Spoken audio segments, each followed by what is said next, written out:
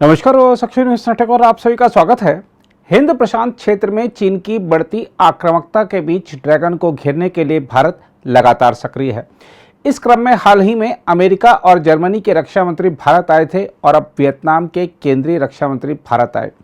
भारत के रक्षा मंत्री राजनाथ सिंह और वियतनाम के केंद्रीय रक्षा मंत्री जनरल फान वांग जियांग ने द्विपक्षीय मुद्दों के अलावा चीनी आक्रामकता से संबंधित मुद्दों पर भी गहराई से बात की।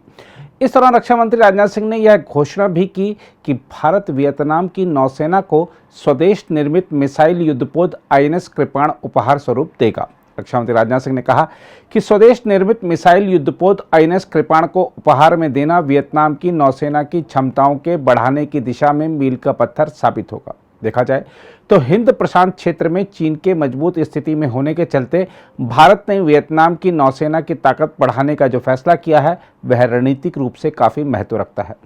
दोनों रक्षा मंत्रियों की बैठक के दौरान राजनाथ सिंह ने भारत वियतनाम के गहरे संबंधों पर भी प्रकाश डाला। इंडिया और वियतनाम हिस्टोरिकल और सिविलाइजेशनल लिंक शेयर करते हैं, जिसमें हमारी बुद्धिस्ट और चाम ट्रेडिशंस की साझा विरासत भी शामिल है। और सितंबर 2016 में हमारे प्रधानमंत्री श्री नरेंद्र मोदी की वियतनाम यात्रा के दौरान इंडिया और वियतनाम के संबंधों को कॉम्प्रिहेंसिव स्ट्रेटेजिक पार्टनरशिप में एलिवेट किया गया था।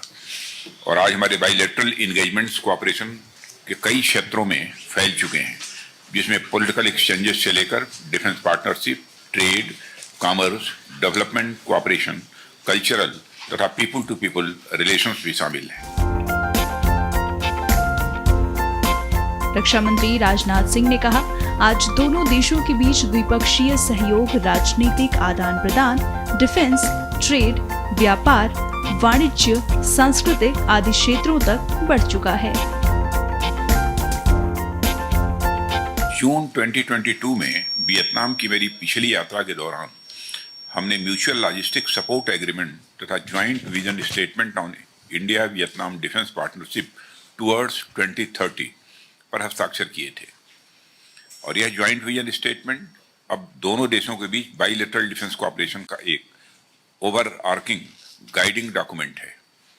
और इस स्टेटमेंट ने हमारे मौजूदा डिफेंस कोऑपरेशन के स्कोप और स्केल को भी काफ़ी बढ़ाया है।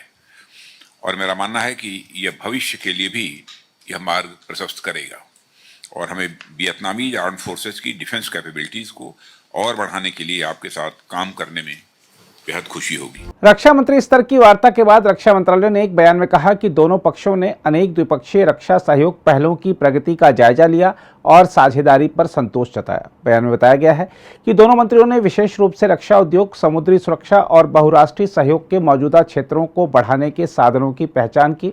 हम आपको बता दें कि दोनों पक्ष द्विपक्षीय रक्षा सहयोग को और मजबूत करने पर केंद्रित रहे हैं तथा दक्षिण चीन सागर में हालात की समीक्षा कर रहे हैं, क्योंकि इस क्षेत्र में चीन का प्रभाव बढ़ता जा रहा है। प्रमुख रक्षा अध्यक्ष यानी CDS जनरल अनिल चौहान और रक्षा मंत्रालय के अन्य वरिष्ठ अधिकारी भी इस बैठक में शामिल हुए।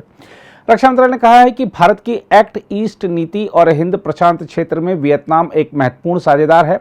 हम आपको बता दें कि जुलाई 2007 में वियतनाम के तत्कालीन प्रधानमंत्री गुयेन तान दुंग की भारत यात्रा के दौरान दोनों देशों के बीच संबंधों का स्तर रणनीतिक साझेदारी के स्तर पर पहुंच गया था। प्रधानमंत्री नरेंद्र मोदी की 2016 में हुई वियतनाम की यात्रा के दौरान द्विपक्षीय संबंध उन्नत होकर समग्र रणनीतिक साझेदारी के स्तर पर पहुंच गए थे। हम आपको यह भी बता दें कि 18 जून को भारत के 2 दिवसीय दौरे पर दिल्ली पहुंचे जनरल जियांग ने रक्षा अनुसंधान और विकास संगठन यानी DRDO मुख्यालय का दौरा भी किया और रक्षा अनुसंधान तथा संयुक्त उत्पादन के क्षेत्र में सहयोग बढ़ाकर रक्षा उद्योग क्षमताओं को विस्तार देने के तरीकों पर भी चर्चा की। इससे पहले जनरल जियांग ने तीनों सेनाओं की सलामी गारद का निरीक्षण किया और राष्ट्रीय समर स्मारक पर जवानों को श्रद्धांजलि दी। वियतनाम के राष्ट्रीय रक्षा मंत्री भारत में अपने प्रवास के दौरान आगरा की सांस्कृतिक यात्रा पर भी पहुंचे। देखा जाए तो वियतनाम आसियान यानी दक्षिण पूर्वी एशियाई देशों का संगठन का एक महत्वपूर्ण देश है, जिसका दक्षिण चीन सागर क्षेत्र में चीन के साथ क्षेत्रीय विवाद है। दक्षिण चीन सागर में वियतनाम के जल क्षेत्र में भारत की तेल खोज परियोजनाएं हैं। साझा हितों की रक्षा के लिए पिछले कुछ वर्षों में भारत और वियतनाम अपने समुद्री सुरक्षा सहयोग को बढ़ा रहे हैं। हम आपको यह भी बता दें कि भारत और वियतनाम एक व्यापक रणनीतिक साझेदारी साझा करते हैं, द्विपक्षीय रक्षा संबंध इस साझेदारी का एक महत्वपूर्ण स्तंभ है। दोनों देशों के बीच रक्षा संबंधों में विभिन्न प्रकार की साझेदारी हैं, जिनमें सेवाएं, सैन्य से सैन्य आदान प्रदान, उच्च स्तरीय यात्राएं, क्षमता निर्माण और प्रशिक्षण कार्यक्रम, संयुक्त राष्ट्र शांति स्थापना में सहयोग, जहाज यात्राएं और द्विपक्षीय अभ्यास शामिल हैं। हम आपको यह भी बता दें कि जून 2022 में भारतीय रक्षा मंत्री की वियतनाम यात्रा के दौरान 2030 की ओर भारत वियतनाम रक्षा साझेदारी पर महत्वपूर्ण व्यापक मार्गदर्शक दस्तावेजों, संयुक्त दृष्टिकोण बयान और एक समझौता ज्ञापन यानी म्यूचुअल लॉजिस्टिक्स सपोर्ट पर हस्ताक्षर किए गए थे, जिसके कारण दोनों देशों के बीच रक्षा सहयोग के दायरे और पैमाने में काफ़ी वृद्धि हुई है। रक्षा मंत्री राजनाथ सिंह की वियतनाम यात्रा के दौरान भारत और वियतनाम ने संबंधों को नई ऊंचाई प्रदान करते हुए जिस महत्वपूर्ण समझौते पर हस्ताक्षर किए थे, उसकी बदौलत दोनों देशों की सेना एक दूसरे के प्रतिष्ठानों का इस्तेमाल मरम्मत कार्य के लिए तथा आपूर्ति संबंधी कार्य के लिए कर पा रही हैं। खास बात यह है कि यह पहला ऐसा बड़ा समझौता था जो वियतनाम ने किसी देश के साथ किया था। देखा जाए तो दक्षिण चीन सागर में चीन की बढ़ती आक्रामकता के बीच भारत और वियतनाम के रिश्ते प्रगाढ़ होना पूरे क्षेत्र के हित में है, क्योंकि चीन लगभग पूरे विवादित दक्षिण चीन सागर पर अपना दावा करता है। हालांकि ताइवान, फिलीपींस, ब्रुनेई, मलेशिया और वियतनाम इसके हिस्सों पर अपना दावा करते हैं। बीजिंग ने दक्षिण चीन सागर में कृत्रिम द्वीप और सैन्य प्रतिष्ठान बनाए हैं। दक्षिण के अलावा चीन का पूर्वी चीन सागर में जापान के साथ भी क्षेत्रीय विवाद चल रहा है। चीन की इन्हीं आक्रामकताओं को देखते हुए अमेरिका भी इस क्षेत्र पर नजर बनाए हुए है। अमेरिकी राष्ट्रपति जो बाइडेन ने पिछले साल इंडो पैसिफिक इकोनॉमिक फ्रेमवर्क की जो शुरुआत की थी, उससे बड़े पैमाने पर हिंद प्रशांत क्षेत्र में बढ़ते चीनी प्रभाव का मुकाबला करने के प्रयास के रूप में भी देखा गया। अमेरिका के नेतृत्व वाली पहल में शामिल होने वाले 12 देशों में Bharat, Australia, Brunei, Indonesia, Japan, दक्षिण Korea, Malaysia, New Zealand, Philippines, Singapore, Thailand और वियतनाम है। इस मंच से चीन और उसके करीबी देशों लाओस, कंबोडिया और म्यांमार को बाहर रखा गया। इस संगठन के कार्य ढांचे में 4 स्तंभ व्यापार, आपूर्ति श्रृंखला, स्वच्छ ऊर्जा और बुनियादी ढांचा तथा कर और भ्रष्टाचार विरोध शामिल हैं। वियतनाम के खिलाफ चीनी हरकतों की बात करें तो आपको बता दें कि पिछले साल आई एक रिपोर्ट से खुलासा हुआ था कि चीन की सरकार की ओर से प्रायोजित हैकर्स दक्षिण पूर्व एशिया में सरकार और निजी क्षेत्र के संगठनों को व्यापक रूप से निशाना बना रहे हैं। इनमें बुनियादी ढांचे के विकास की परियोजनाओं पर बीजिंग के साथ करीबी रूप से संलिप्त संगठन भी शामिल हैं।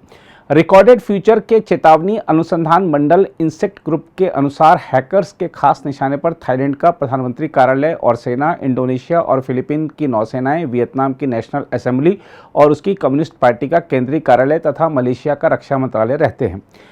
इंसेक्ट ग्रुप के खुलासे में बताया गया कि मलेशिया, इंडोनेशिया और वियतनाम शीर्ष 3 देश हैं जो साइबर हमलों के निशाने पर रहते हैं।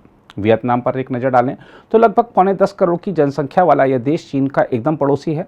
यह साम्यवादी पार्टी द्वारा शासित देश है। इसके नेता हो ची मिन की गिनती दुनिया के बड़े नेताओं में हुआ करती है।